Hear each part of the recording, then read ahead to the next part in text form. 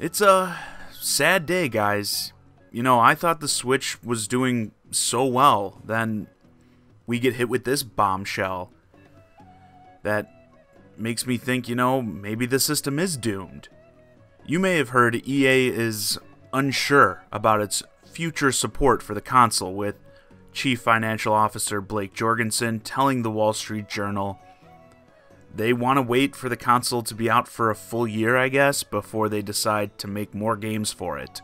Nothing is currently planned. This comes off the release of FIFA 18, which I've been told isn't selling too well. I know in the UK, it's been reported that the Switch version accounted for like 1% of the total sales for the game, which, I mean, given the market share the Switch has currently, I didn't expect it to be very big, especially when on top of all the stripped down features.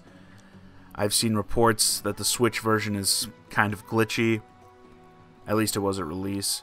But anyway, it seems that EA may already be on the way to abandoning another Nintendo system. Yeah, us poor Switch owners, we may never know the joy of opening a Star Wars loot box, or the ability to buy that same FIFA game you just bought this year, again next year. Yeah, it's over, guys. The Switch is never going to be a success now. Okay, honestly, I'm fine with this. Glad, actually. And yes, I'm usually a huge proponent of gamers having options. I always want you guys to have more games to choose from, so normally I'd never be happy about a major publisher pulling support. But this is EA.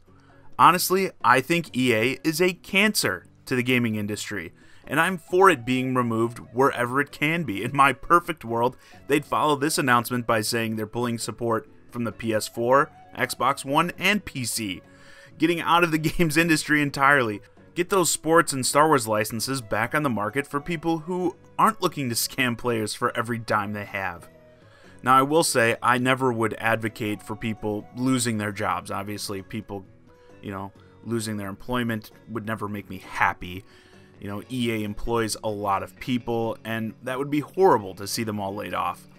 But like I mentioned in a recent video, we just saw them close Visceral, adding one more studio to their ever-growing graveyard of developers they have acquired and then closed soon after. I truly believe that the longer a company like EA exists, the more people are going to have their lives negatively affected by it, honestly. And I'm sure people will mention things like with the Battlefront loot boxes, oh, but they said they're going to change them and make them less awful. Oh yeah, a company tries to totally screw over the player base, said player base bitches and moans during the beta, and in fear of losing sales, the company decides to screw them over a little bit less in the final game. Yeah, let's all give them a standing ovation. Seriously, everyone get out of your chairs, get your fat ass up, clap for EA, everybody, clap for them. Meanwhile, we got Nintendo over here pumping out two of the best games of all time in the same year. But no, let's focus on the true heroes of the gaming industry today. EA deciding they will settle for robbing you a little bit less to play their games. Bravo. How generous of you. Give me a frickin' break. When you still have companies delivering amazing games without resorting to these despicable tactics, and let's not just blow smoke up Nintendo here. I mean, games like Horizon Zero Dawn. That's another title, I almost forgot that one did come out this year, and I believe it belongs right up there with Odyssey and Breath of the Wild when we talk about Game of the Year. There's awesome stuff across the board. Gamers do have quality options, which makes me okay with losing more of the crappy ones. I mean, yes, still, I preach I want more options, but I want those options to be of high quality. And we are getting those. There's plenty of people who are doing high quality stuff. And when your Horizon Zero Dawns, your Breath of the Wild, your Mario Odysseys, when that sort of stuff sells well, okay, that tells gaming companies, hey, this works.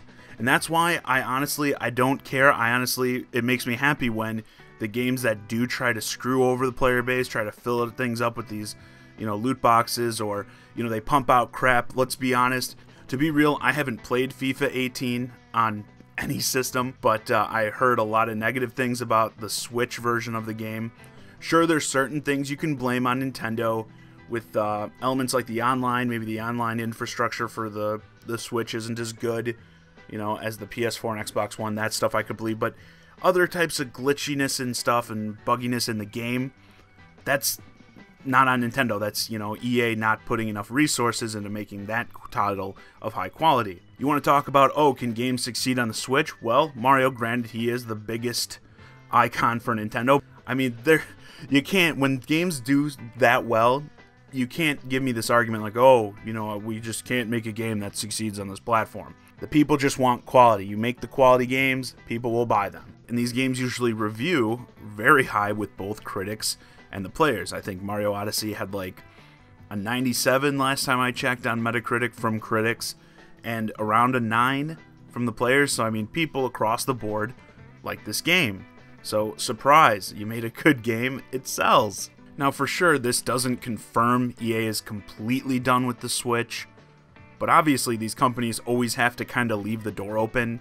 You know, you'll never see anyone actually say, oh, we're totally done with that system, when it still has lots of life left in it. So we have to try and kind of read between the lines here.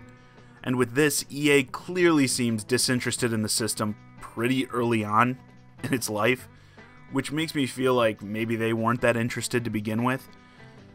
And I do feel for the people who wanted these games, you know, like the sports sims. They're not at all my thing, but I get a lot of people buy them, even religiously every year, and that's fine. And it sucks if you were planning to play more of this stuff on the Switch, but at least there are other games to play. And hey, maybe with this announcement, maybe it's time for Nintendo to make another, like, Mario Strikers game, you know, a fun sports game. But with that, this video's a wrap. Let me know your thoughts on the possibility of EA already abandoning the Nintendo Switch in the comments. As always, I'm John Zakari, and thanks for watching.